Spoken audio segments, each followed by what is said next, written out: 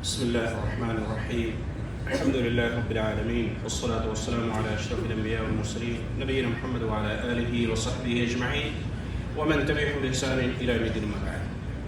معزز حاضرین جمعہ، آج کے خطبہ جمعہ کے اندر شیخ محترم نے یہ جو موبائل، یہ جوال جو ہمارے ہاتھوں میں ہے، یہ کتنا بڑا فتنہ ہے اور خاص طور سے ہمارے بچوں کے لیے، نوجوان کے لیے، شباب کے لیے کتنا مضر ہے، اس کے بارے میں کچھ باتیں عرض کی. یہ جوال اور خاص طور سے آج کے اس زمانے کے اندر یہ سب سے بڑا فتنہ ہے جو ہر شخص کے ہاتھوں میں ہے، چاہے وہ نوجوان ہو، بچہ ہو یا کسی بھی عمر کا ہو. تقریباً ہر ایک کے ہاتھ میں یہ بڑا فتنہ موجود ہے. اس بڑے فتنے کے اندر خصوصاً جو نوجوان طبقہ ہے، جو بچے ہیں، وہ بہت زیادہ ملوث ہیں، جس کی وجہ سے ان کی زندگی میں جو پروان چڑھنا چاہیے، جو تعلیمی لیاقت صلاحیت ہونی چاہیے، جو سوچ فکر مستقبل کے تئیں ہونی چاہیے، وہ چیزیں بچوں کے اندر نہیں ہو پا رہی ہیں.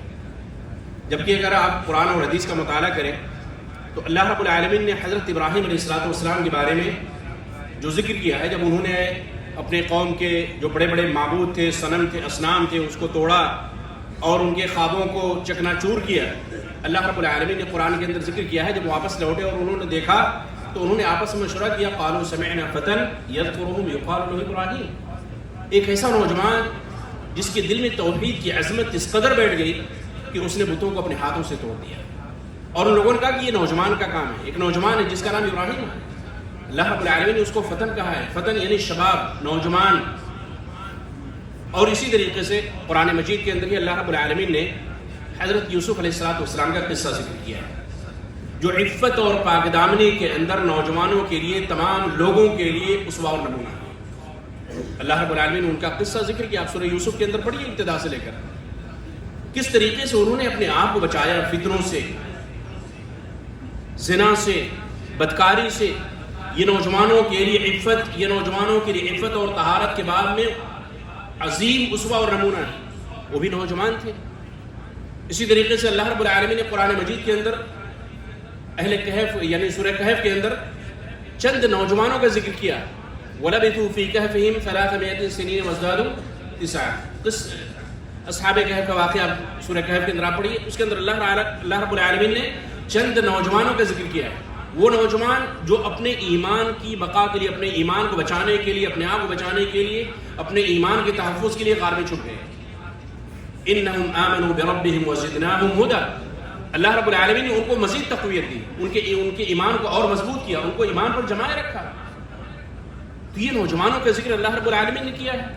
آج کا نوجوان سوشل میڈیا، دنیا کے فتنے، ریلز کے چکر اور تھوڑی سی شہرت، نام، تھوڑا سا یعنی ویوز، فالوورز، تمام چیزوں کے چکر میں نوجوان اپنا مستقبل تحریک کر رہا ہے، اپنے مستقبل کو سنوارنے کی کوشش نہیں کر رہا ہے.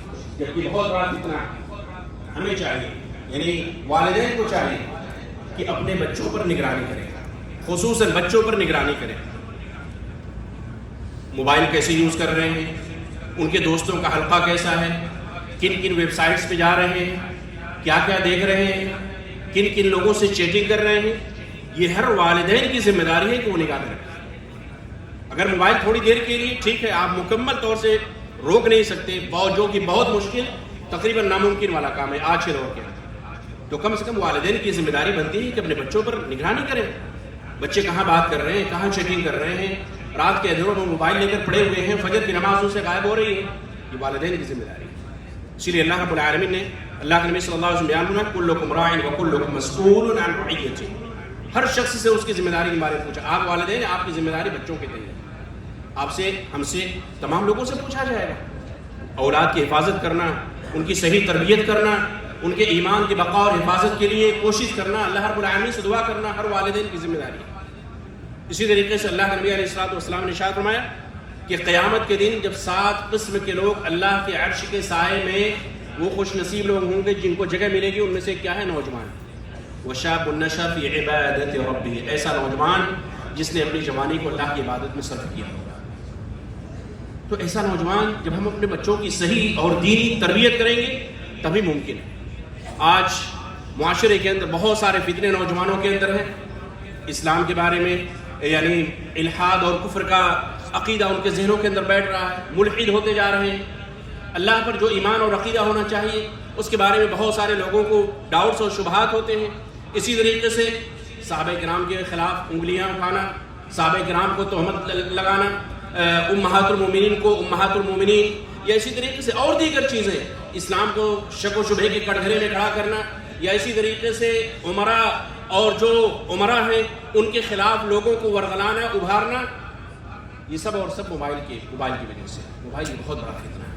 اپنے آپ کو بچائیے, اپنے اولاد کو بچائیے, بچوں کی دینی تربیت کیجیے. سب سے بڑی امانت یہی ہے کہ ہم اپنے بچوں کو صحیح راستے پر لائیں, اپنے بچوں کی دینی تربیت کریں, اپنے بچوں کو صحیح پلیٹ فارم پہ لائیں, اپنے بچوں کو یہ بتلائیں کہ بیٹا یہ جو تم جوال موبائل ہاتھ میں رکھے ہوئے ہو, اگرچہ تم رات کے اندھیرے میں اپنی انگلیاں چلا رہے ہو لیکن اللہ کی نگاہوں سے وہ ڈھکی اور چھپی نہیں. اسی لیے کسی شاعر نے کہا ہے جب تم رات کی تنہائی میں اکیلے کہیں پہ ہو اور تمہاری نفسانی خواہشات کچھ غلط کام بھی ابھارتی ہے تو یاد رکھو کہ جس نے رات کو پیدا کیا, جس نے تم کو پیدا کیا, وہ رات کا خالق ہے, وہ تم کو دیکھ رہا ہے, رات کی تاریکی میں بھی تم کو دیکھ رہا ہے. یہ بچوں کے دل میں بٹھانے کی ضرورت ہے. الم تر ان اللہ یعلم ما فی السماوات وما فی الارض, سورہ مجادلہ کی آیت. 3 لوگ اس سے کم اس سے زیادہ جو سرگوشی کرتے ہیں, بات چیت کرتے ہیں, وہو معکم اینما کنتم. اللہ تعالیٰ کا علم ہم سے, اللہ تعالیٰ کے علم سے کوئی بھی جگہ ڈھکی اور چھپی نہیں ہے.